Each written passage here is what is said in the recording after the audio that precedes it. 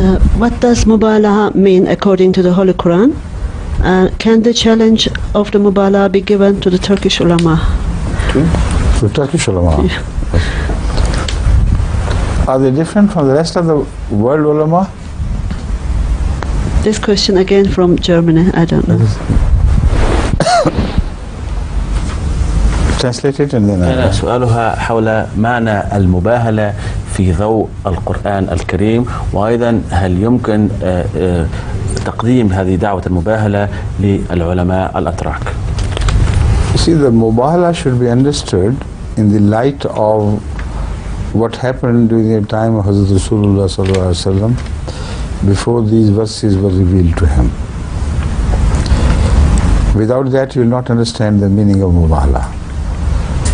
A delegation from Najran, a Christian delegation of high priests, very highly knowledgeable people, who were the leaders of the entire Christian community of their country. They were visiting Hazrat sallallahu alaihi wasallam and debating with him the issue of Jesus' life and birth and his status. They insisted he was Son of God. Rasulullah sallallahu alaihi wasallam sat with them for around 3 days, trying to convince them. And when Hazrat sallallahu alaihi wasallam tried to convince somebody, imagine how powerful the arguments would be.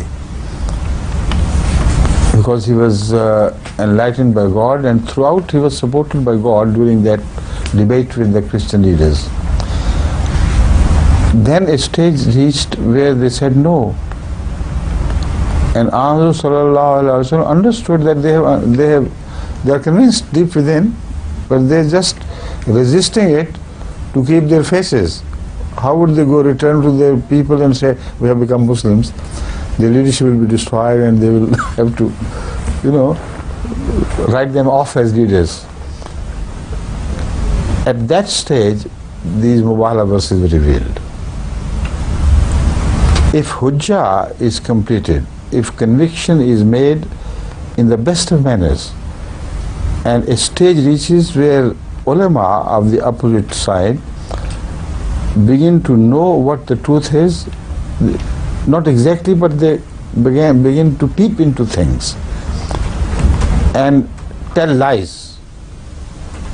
They have the support of falsehood, and when they tell the people that they still believe in these things, deep inside they are liars. So such hypocritical people, in fact, don't believe in anything.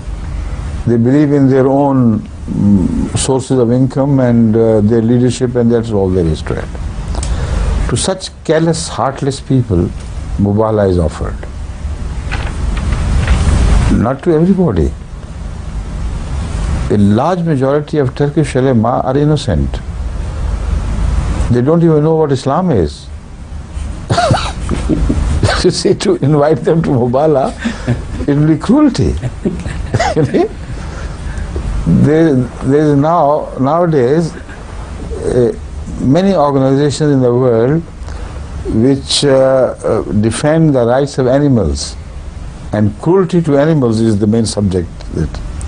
No cruelty to animals. So I think if animals have this right, the ulama of Turkey must have this right. It will be cruel to invite them to Mubahla. But when I issued Mubahla, I made it very clear. I said I address only those ulama who have been in throughout, who have studied the Ahmadiyyah, who have been picking up the issue, debating the issue with us for long years. They have read the books of Masih Maud. They know that this is not what he said, and yet pick up a small portion from here, a small portion from there, and try to prove to present Ahmadiyyah in a way which they themselves know is wrong, only for the sake of debate, only for the sake of misleading people. I said, they are the criminals. They are the people on the hearts of whose God has sealed, put his seal. They would never believe because they're cheats. They do not fear Allah when they tell lies in His name and mislead His own, the Ummah of Muhammad Sallallahu Alaihi Wasallam. So I picked out those specific allegations, marked them singly, 1, 2, 3, 4, 5. I said they try to prove it through the books of Muslim Islam.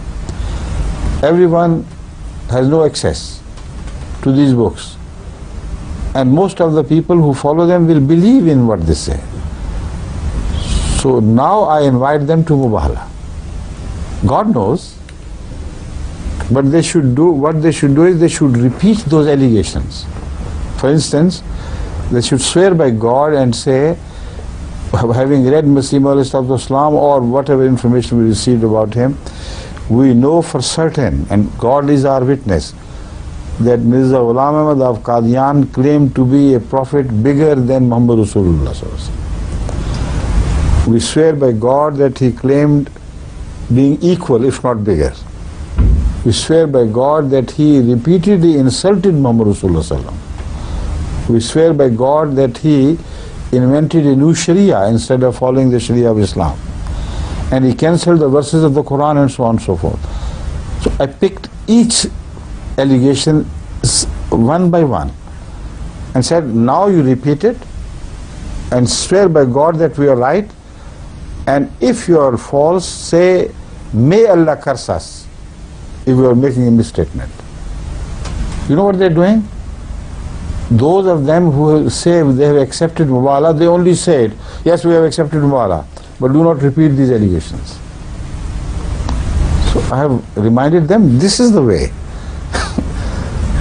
You repeat them in public. So then the public would know that you have been telling lies, because God will destroy you. Within a year from this Mubahla, you will be no more. Or you will be brought to such disgrace and dishonor that one would be able to recognize it. No, it will be really cruelty to address the Muslim ulama from Turkey. In these terms, they don't know anything, poor people. Right?